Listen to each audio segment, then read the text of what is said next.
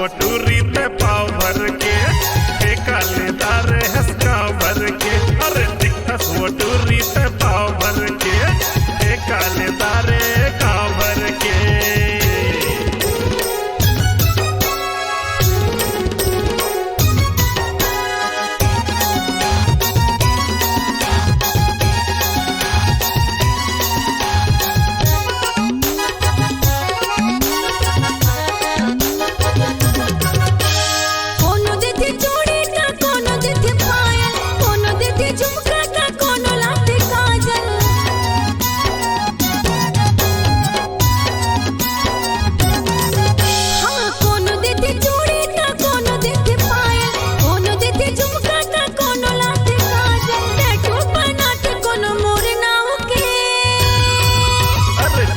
है तोरे छटाक भर के नखरा दिखा 10,000 भर के अरे दिखस वो टूरी ते पाव भर के कालेदार गाँव भर के।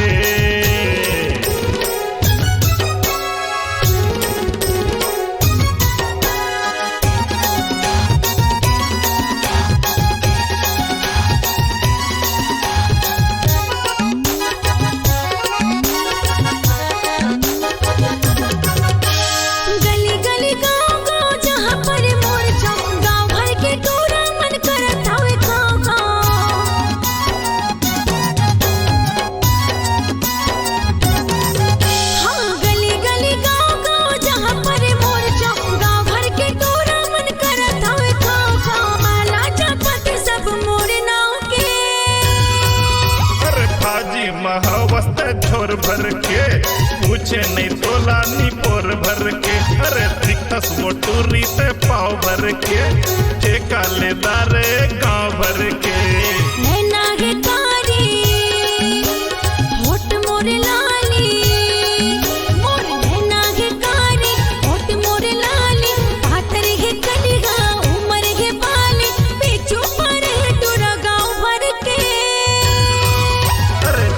वो टूरी ते पाव भर के कालेदार हंस गाँव भर के हाँ पीछू पड़े है तोरा गाँव भर के कालेदार हंस गाँव भर के।